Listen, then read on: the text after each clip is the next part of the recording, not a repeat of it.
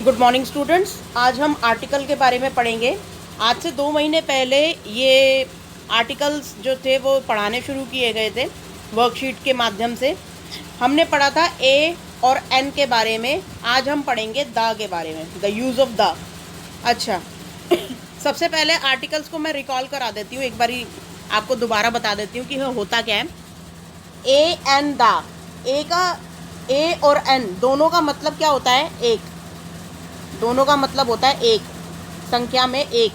ठीक है, जैसे अ कार मतलब एक कार। ठीक है, अ बुक एक बुक। एन ऑरेंज एक संतरा, संतरा।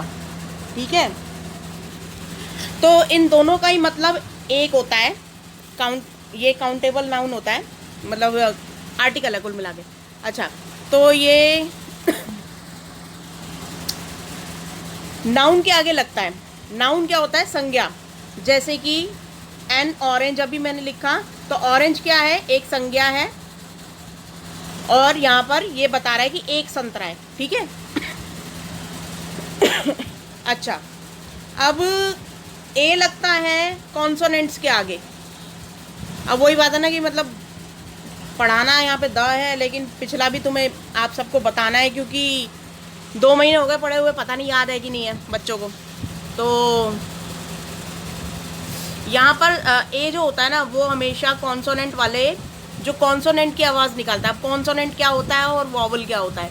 इंग्लिश में ए, ई, आई, ओ, यू, ये होती है मात्राएं इंग्लिश की, जिसको वॉवल्स बोला जाता है। ठीक है, वॉवल्स। ठीक है, ये इंग्लिश की मात्राएं हैं, ये 5 मात्राएं होती हैं। इसके अलावा जितने भी अल्फ़ाबेट्स हैं, A B C D E F G, A से लेकर जेड तक, तो उसके अंदर इन 5 को छोड़कर बाकी सारे अल्फ़ाबेट्स जो होते हैं वो कॉन्सोनेंट्स कहलाते हैं। ठीक है, व्यंजन जिसे बोलते हैं हिंदी में। अच्छा, तो जो चीज़, जो नाउन हमें वॉवल की साउंड दे रहा होता है, वॉवल की साउंड दे रहा होता है, उसके आगे हम एन लगाते हैं। जैसे एन एलिफेंट, एलिफेंट। ठीक है, तो ये किससे शुरू हो रहा है? ई से शुरू हो रहा है, इसलिए हमने एन लगा दिया आगे। क्यों? क्योंकि वो ए की आवाज़ दे रहा है। एली, एली फैंटा। ठीक है, इसलिए। लेकिन यहाँ पर एन जो होता है, एन आवर, HOUR, यहाँ पे तो एच लगा है, और मैंने बताया कि AEIOU के आगे हमेशा एन लगता है। यहाँ पे देखो, ये आवर की आवाज़ दे रहा है, आवर, आवर। इसको इंग्लिश में आवर बोलते हैं। आवर मतलब घंटा, 1 घंटा, 2 घंटा, how many hours you are, तो ये आवर्स है। ठीक है, तो यहाँ पर 1 घंटे की बात हो रही है, तो यहाँ पे आ की आवाज़ दे रहा है, आवर।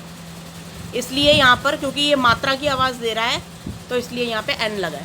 ठीक है, तो हमेशा साउंड पर ध्यान देना है कि जो भी साउंड, जैसे मात्रा की साउंड निकल रही है किसी भी नाउन में से शुरुआत में, तो वहाँ पे एन लगेगा। ऐसे ही यूनिवर्सिटी, यूनिवर्सिटी। ठीक है, तो ये जो यूनिवर्सिटी है, ये शुरू में यू लगा हुआ है, लेकिन मैं ए यूनिवर्सिटी लिखूंगी। क्या लिखूंगी? ए यूनिवर्सिटी। अभी मैंने बताया कि मात्रा के आगे जो है वो ए नहीं एन लगता है, लेकिन यहाँ पे तो यू से शुरू हो रहा है, जो कि AEIOU यानी कि वॉवल से शुरू हो रहा है। लेकिन इसको हिंदी में अगर देखेंगे तो वो ये यू यानी कि य की आवाज़ निकाल रहा है, किसकी? वाई की। ठीक है, तो इसलिए यहाँ पर यूनिवर्सिटी जो है उसके आगे हमने ए लगाया है। ये पिछला जो है ना, ये इतना भाई इतना जो है ये याद रखना। और ये आर्टिकल्स जो हैं वो आपको ज़िंदगी भर अब यूज़ करने हैं, अब यूज़ करने हैं। ठीक है, तो इसलिए अब जो है इसको ढंग से सीख लो। तो अब आज जो है वो द पढ़ाना है। द का कोई स्पेसिफिक मीनिंग नहीं है, बस इसको देखना है कि हमें क्या, कहाँ कहाँ ये यूज़ करना है द। जब मैंने बचपन में सवाल पूछा था अपने जो टीचर से, तो वो तो उन्होंने जो बातें बताई वो मेरे सारे सर के ऊपर से गई थी। ठीक है, फिर जब बड़े हुए तब सीखा भाई क्या होता है ये द। अब आप सीखो ढंग से। अ सिंगुलर और plural noun when it is clear obvious which person और thing we are talking about. जब आप भी श्योर हो कि मैं तीसरे मतलब जिस पर्सन की या जिस चीज़ की बात कर रही हूँ वो आप जानते हो और मैं भी जानती हूँ उसी चीज़ को के बारे में। मान लो कि कल मैंने और आपने दोनों ने एक दुकान पे बेंच देखा। अब मैं भी जानती हूँ कि वो बेंच कौन सा है और आप भी जानते हो वो बेंच कौन सा है, और हम दोनों ही बात कर रहे हैं उस बेंच के बारे में। तो क्या आएगा? The bench, the bench.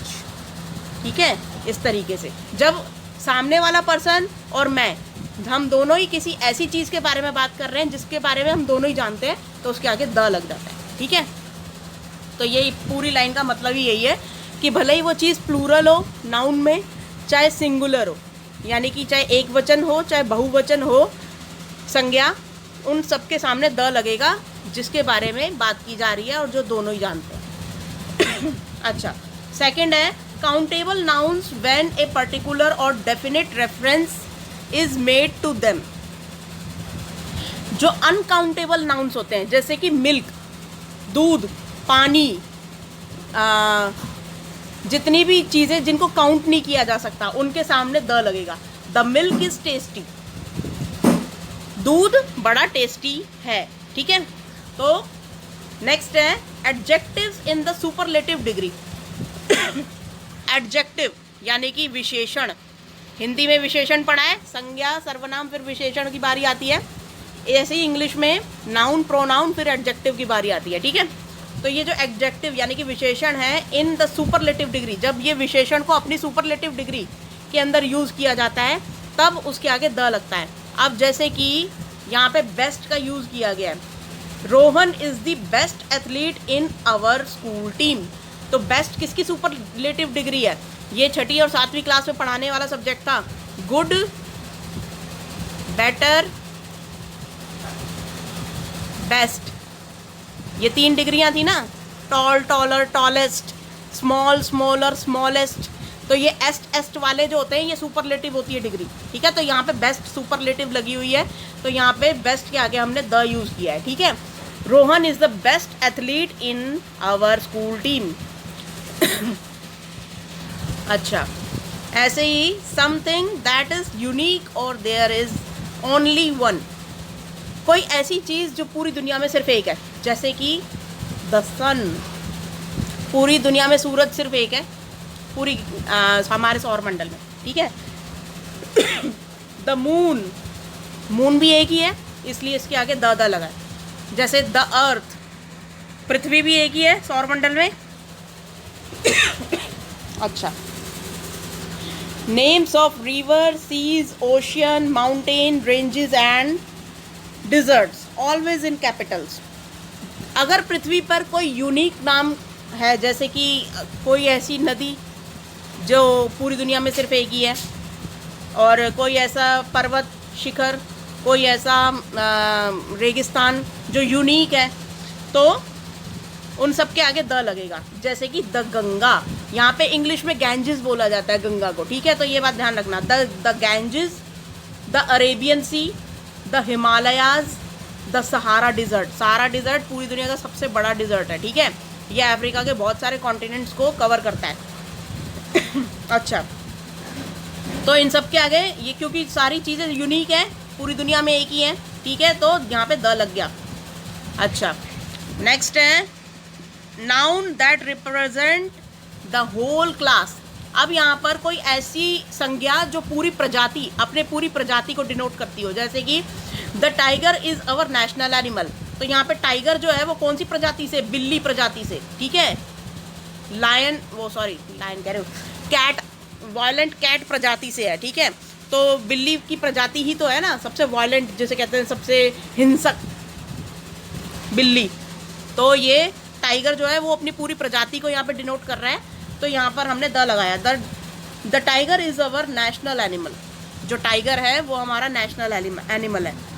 लेकिन एक बात और भी ध्यान रखना कि इंडिया ही एक ऐसी जगह है पूरी एशिया के अंदर जहाँ पे लायंस पाए जाते हैं। ठीक है, लायंस यानी कि बब्बर शेर, गिर के वन में, गुजरात में। ठीक है, तो अब डायरेक्शंस में यहाँ पर अगर किसी को डायरेक्शन बतानी है तो भाई उनके आगे द लगेगा। The west, the south east, the north west, the north east, the east, इस तरीके से, ठीक है। अब यहाँ पे एक्सरसाइज दे रखी है, इसको फिलअप करना है कुल मिला के। तो यहाँ पर देखो, add A and the in the following passage. अब यहाँ पे ए एंड द भरना है, इन तीनों में से कौन सा आर्टिकल आएगा वो बताना है। यहाँ पे सबसे पहली लाइन देखो, dash elephant has escaped from dash जू। एक हाथी भाग गया जू से, ठीक है। अब हमें नहीं पता कौन सा हाथी था और हमें नहीं पता कौन सा जू था, ठीक है। तो यहाँ पर जब हमें पता ही नहीं है तो यहाँ पे द आने का तो सवाल ही नहीं उठता। तो यहाँ पर सबसे पहले एलिफेंट है, एलिफेंट के आगे क्या लगेगा, एन। अभी ऊपर कराया था मैंने, an elephant has escaped from a जू। एक हाथी एक जू से भाग गया, ठीक है। हमें पता नहीं है इसलिए हमने द नहीं लगाया। अब क्योंकि हमें पता है कि हम किस हाथी के बारे में बात कर रहे हैं और अब हमें पता है इस लाइन के बाद कि हम कौन से जू की बात कर रहे हैं, तो हम अगले उसमें द का यूज़ करेंगे। इट हैज़ टेकन, इट किसके लिए यूज़ हुआ है यहाँ पे, हाथी के लिए, ठीक है। इट हमेशा जानवरों के लिए यूज़ होता है, ये बात ध्यान रखना। It has taken shelter in the near by school. उसने पनाह ली उस जू के साथ, कोई नियर बाय पास में कोई एक स्कूल होगा उसके अंदर पनाह ली, ठीक है। तो यहाँ पे द आ जाएगा। एवरीवन इन द नेबरहुड, एक मिनट में दोबारा साफ साफ भर देती हूँ, एन, ठीक है। यहाँ पे ए आएगा, यहाँ पे द आएगा, यहाँ पे एवरीवन इन द नेबरहुड, किसके नेबरहुड की बात कर रही है, जू के नेबरहुड की, तो यहाँ पे द आएगा। The neighbourhood seems to be extremely scared, आस पड़ोस में जितने भी लोग थे बहुत डरे हुए थे। No one is ready to face the elephant, यहाँ पे अब द यूज़ होगा क्योंकि हमें पता है हम कौन से एलिफेंट की बात कर रहे हैं। फिर से हमें पता है कि कौन सा जू है तो यहाँ पे द आ जाएगा, ठीक है। The zoo, no one is ready to face the elephant, कोई भी हाथी का सामना करने के लिए कोई भी तैयार नहीं था। The zoo officials have been called to capture the elephant, ठीक है। और जू ऑफिशियल्स को बुलाया गया, यानी कि जू से लोगों को बुलाया गया उसको पकड़ने के लिए, किसको, हाथी को, ठीक है। अब यहाँ पे इस तरीके से fill in the blanks with the suitable article, फिर से ए एंड द को इनमें भरो। तो फर्स्ट देखो, I saw dash dolphin show yesterday. अब डॉल्फिन, यहाँ पे एक यूनिक चीज़ दे रखी है, डॉल्फिन शो, जो कि हर जगह नहीं होती, तो यहाँ पे द लगेगा, ठीक है। यूनिक चीज़ों के लिए द लगता है। I saw the dolphin show yesterday, मैंने कल डॉल्फिन शो देखा, यस्टरडे मतलब कल, पिछले कल में, ठीक है। तो डॉल्फिन शो देखना है वैसे तो सिंगापुर जाना पड़ेगा भाई, ठीक है। Dash red fort is situated in Delhi, the red fort is situated in Delhi. Red fort पूरे दिल्ली में और पूरे भारत में एक ही है ना, तो इसके आगे द लगेगा। अब नेक्स्ट है, राम हेल्प्ड एन, यहाँ पे ओल्ड मैन लिखा है ना, तो ओल्ड, ओ से स्टार्ट हो रहा है ये, यानी कि इसके आगे एन लगेगा, ठीक है। हाँ, Ram helped an old man, एक ओल्ड मैन की राम ने हेल्प की, in crossing the road, road को पार करने में। We have a beautiful garden, हमारे पास एक ब्यूटीफुल गार्डन है। अब गार्डन की बात तो हो गई इसके अंदर कि हमारे पास एक ब्यूटीफुल गार्डन है, तो यहाँ पे आएगा the garden is full of roses, तो यहाँ पे आ जाएगा द, ठीक है। The garden is full of roses, जो गार्डन है वो पूरा गुलाबों से भरा पड़ा है। There is a little milk in, there is a little milk मतलब बहुत थोड़ा दूध बचा है, इन द जार, ठीक है। अब 6 वाला सॉल्व करते हैं। I saw an accident, an accident क्यों, क्योंकि यहाँ पर एक्सीडेंट हिंदी में करके देख लिया करो, एक्सी, ठीक है। तो ये ए यानी कि मात्रा से शुरू हो रहा है, इसलिए इसके आगे एन लगेगा, ठीक है। तो an accident, I saw an accident of A car, मैंने एक कार का एक्सीडेंट देखा, ठीक है, मैंने एक कार का एक्सीडेंट देखा। तो यहाँ पर हो गया पूरा। तो आई होप ये आर्टिकल्स आपको कुछ समझ में आए होंगे। फिलहाल तो इतना ही था इसमें। Thank you.